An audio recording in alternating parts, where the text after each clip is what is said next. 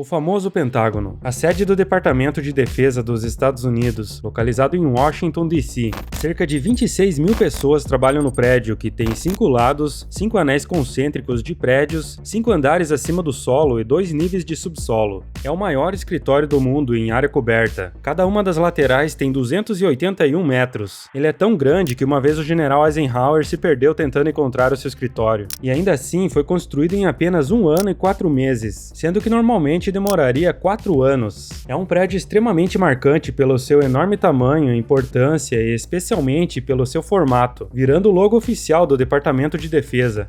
Você já se perguntou por que ele tem 5 lados? Tem um motivo para isso, é uma história bem curiosa. E ele tem 284 banheiros, o dobro do que um prédio desse tamanho precisaria. E até 2011 tinha apenas um elevador para funcionários. Nos primeiros anos ele tinha até aqueles tubos pneumáticos muito maneiros para entregar documentos. É muito parecido com o que a NordVPN faz com seus dados. Quando você faz alguma coisa na internet, por exemplo, clicar em algum link no Google ou em um vídeo no YouTube, o NordVPN instalado no seu PC ou celular criptografa essa informação. Então se alguém interceptar e não tiver a chave, vai ver um monte de código sem sentido nenhum. Essa informação sai do seu PC e vai para o roteador Wi-Fi da sua casa. Ou se você estiver em um shopping ou restaurante, para o roteador deles. E depois vai para o servidor do seu provedor de internet. Sem a VPN, ele acessaria diretamente o site final, mantendo um registro de todos os seus acessos e permitindo que o site de destino saiba que é você que está acessando. Qualquer pessoa mal intencionada que interceptasse essa comunicação também saberia. Mas com a VPN, ele vai se conectar a um dos milhares de servidores da NordVPN espalhados em mais de 60 países. E esse servidor vai então descriptografar os dados e fazer a comunicação com o site que você quer acessar. E a NordVPN não guarda o registro dos seus dados, ou seja, ninguém vai saber o que você está acessando e nem a sua localização. A VPN também permite acessar sites e alguns seriados e filmes de serviços de streaming que são bloqueados em algumas regiões, mas verifique antes se não tem nenhuma restrição legal. A NordVPN também escaneia os arquivos que você está baixando para identificar e bloquear ameaças, bloqueia sites perigosos e várias outras coisas com apenas um clique. Use meu link nordvpn.com/conhecimento e ganhe um enorme desconto por tempo limitado. E sem riscos com a garantia de reembolso em 30 dias. Muito obrigado a NordVPN por patrocinar este vídeo. E agora vamos ver qual é o motivo de o Pentágono ter sido construído assim.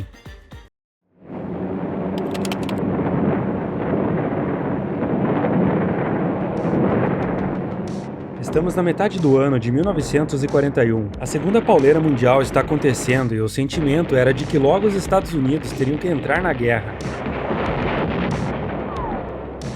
A equipe do então Departamento de Guerra, que viria a se tornar o Departamento de Defesa, estava crescendo absurdamente desde a Primeira Guerra e estava espalhada em 17 prédios temporários em Washington, além de hotéis e apartamentos. Isso dificultava a comunicação, o transporte e reduzia a eficiência das operações. Então o general Somervell foi encarregado de construir uma nova sede em preparação para a guerra. E ele decidiu que, ao invés de construir somente uma sede para os comandantes principais, a melhor solução seria um único prédio para abrigar todo o departamento.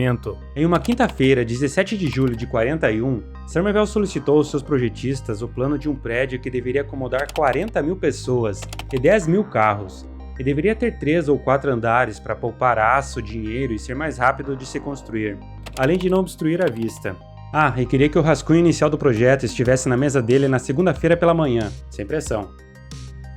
Como o prédio não poderia ter muitos andares, ocuparia uma área enorme, então não poderia ser em Washington, D.C. Foi então decidido que seria construído no outro lado do rio Potomac, nesse local aqui, a leste do Cemitério Nacional de Arlington. O terreno tinha na época estradas já existentes e outras planejadas que cercavam a área em 5 lados. Então o prédio enorme tinha que entrar ali nesse espaço. Eles testaram várias ideias até que decidiram fazer com 5 lados para aproveitar melhor a área.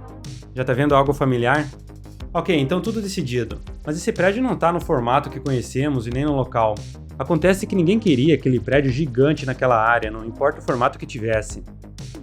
Gilmore Clark, na época presidente da Comissão de Belas Artes dos Estados Unidos, a agência que orienta o estilo arquitetônico de Washington, se opôs à ideia. Ele disse que o Pentágono bloquearia a vista de Washington, D.C. do Cemitério Nacional de Arlington, o cemitério militar mais tradicional e famoso dos Estados Unidos. Além disso, Frederick Delano, o então presidente da agência que fornece orientação de planejamento para terrenos e edifícios federais daquela região, e o mais importante, tio do então presidente Franklin Delano Roosevelt, também se opôs ao plano, principalmente principalmente por preocupação com o tráfego que criaria sobre o rio Potomac. Vários deputados também se opuseram. O presidente Roosevelt então escreveu uma carta ao Senado expressando as preocupações e pedindo para que o prédio fosse menor. A carta foi simplesmente ignorada e o Congresso aprovou o projeto original. Roosevelt então ordenou que o prédio fosse construído um pouco mais ao sul, e aí entra aquela malandragem. Para ficar de acordo com o projeto de lei aprovado pelo Congresso, parte do estacionamento do Pentágono ocuparia um pedaço do terreno do projeto original, e assim não teriam problemas legais. E olha que gigante todo o estacionamento, é maior que o prédio.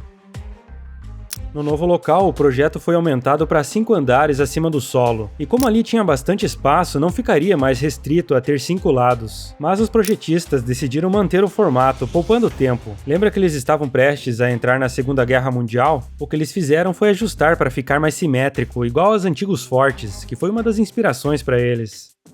Esse formato também tinha alguns benefícios que já havia sido considerado inicialmente pelos projetistas. Como ele tem mais lados que os prédios tradicionais, que são um retângulo, se aproxima mais de um círculo, e os pontos mais distantes são mais próximos do que em um retângulo, considerando a mesma área. E por isso demora no máximo de 7 a 10 minutos para uma pessoa atravessar o prédio caminhando. Os arquitetos calcularam que as distâncias percorridas no prédio ficaram de 30 a 50% mais curtas em relação a um prédio retangular. Ou seja, tinha benefícios de um prédio circular e não era difícil de se construir porque tinha as laterais retas, o que era bom porque estavam com pressa. As obras começaram em setembro de 41 e terminaram em janeiro de 43, apenas 1 ano e 4 meses depois. Normalmente demoraria 4 anos para construir um prédio desse tamanho. Imagina a pressão que foi executar essa obra.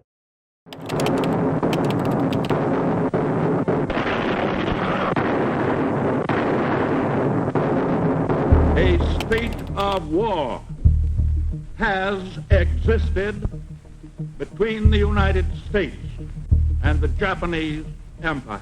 Depois do ataque a Pearl Harbor e da entrada dos Estados Unidos na guerra, o dinheiro jorrou e a construção acelerou muito. Em alguns momentos, chegou a ter 15 mil pessoas trabalhando na obra, incluindo 110 arquitetos e 97 engenheiros. Essa velocidade custou dinheiro. O orçamento inicial era de 35 milhões de dólares, e o custo final, incluindo estradas, foi de 85 milhões, quase 1,5 bilhão de dólares atualmente. Mas ainda assim foi considerado um valor até baixo pela dimensão da obra. E só os aluguéis que deixaram de pagar nos antigos prédios fez o Pentágono se pagar em 8 anos. O prédio foi construído no sentido horário, e apenas 7 meses depois das construções terem iniciado já tinha gente trabalhando em alguns escritórios no meio das obras.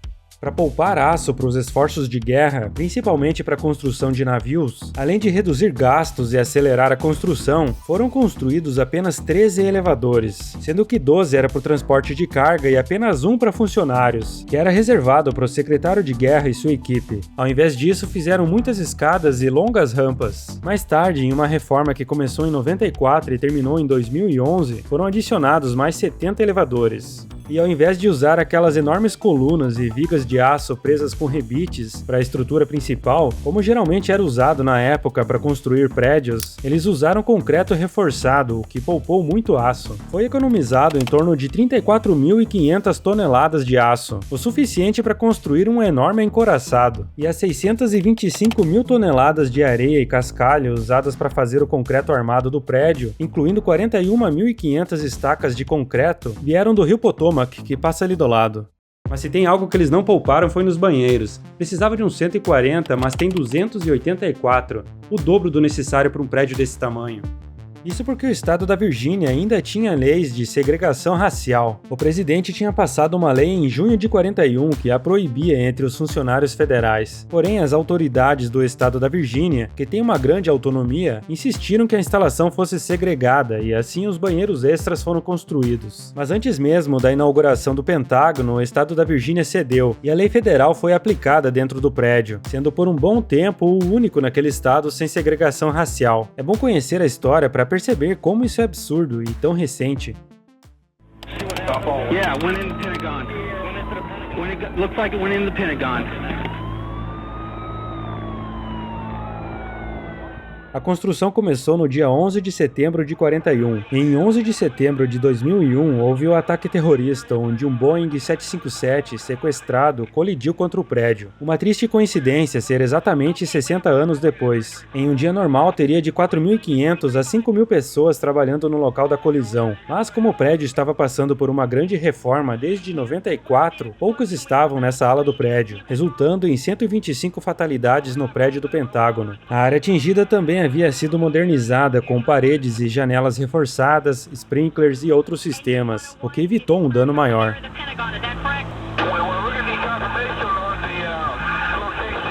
Engine 108, we have a report of a plane crash somewhere in the area of the Pentagon. We're trying to get further. Agora, voltando para a época da Guerra Fria, tem uma história de que os soviéticos tinham sempre pelo menos 2 mísseis nucleares apontados para a barraca de cachorro-quente do Pentágono, que ficava bem no centro. Diz a história que eles monitoraram um grande movimento de pessoas indo para o centro e pensaram que pudesse ser uma entrada subterrânea para um centro de comando. Ninguém na Rússia confirmou a história. Certamente era uma piada interna do Pentágono. Um único míssil nuclear soviético já destruiria a cidade inteira e uma boa parte dos arredores.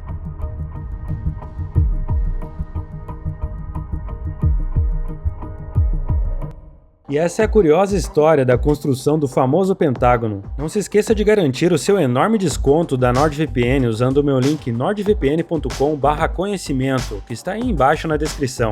Muito obrigado pela sua companhia, obrigado também aos apoiadores do canal e um grande abraço.